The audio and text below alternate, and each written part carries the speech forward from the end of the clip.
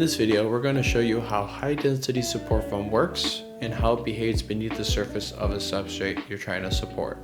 If you've never properly tested or experimented with this type of foam, you might not understand the full capabilities of this product. That's exactly what this video is for. By using a clear acrylic panel, we'll be able to see the foam in action, including material coverage, edge limitations, and how to tell when the foam is completely finished expanding. This foam is commonly used for supporting bathtubs, shower pans, underlayment areas, and other load-bearing applications.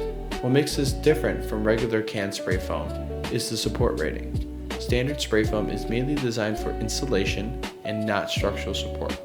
High-density support foam, on the other hand, is engineered to handle weight and maintain its strength over long periods of time without breaking down. Now starting with the process. Step 1. We'll start by mixing equal parts of part A and B into one container. Make sure the material is mixed thoroughly. This step is critical for proper performance. Step 2. Once mixed, quickly pour the material into a squeeze bottle.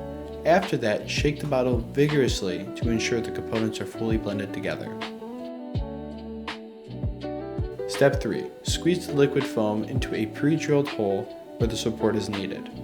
Note, for better results, allow the material to level out before squeezing more into the area. This will help prevent uneven buildup and improve overall coverage.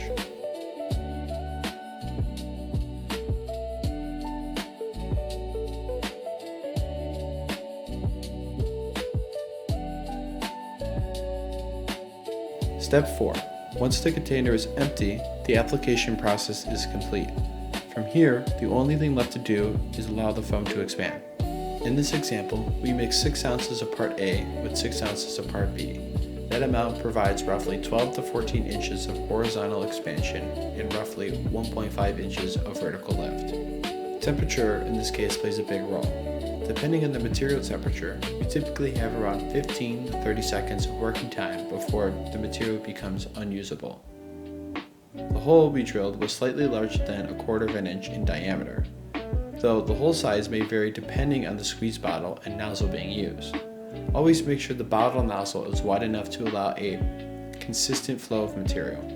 In general, pick a foam density that can hold above 300 pounds to ensure sufficient support. Generally, this should be around 4 to 8 pound foam.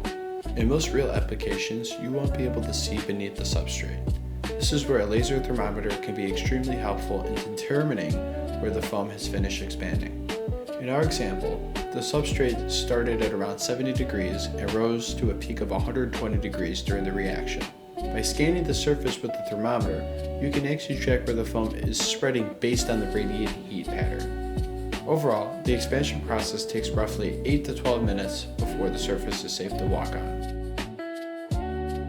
If you found this video helpful, make sure to leave a like, drop a comment, and subscribe for more content like this.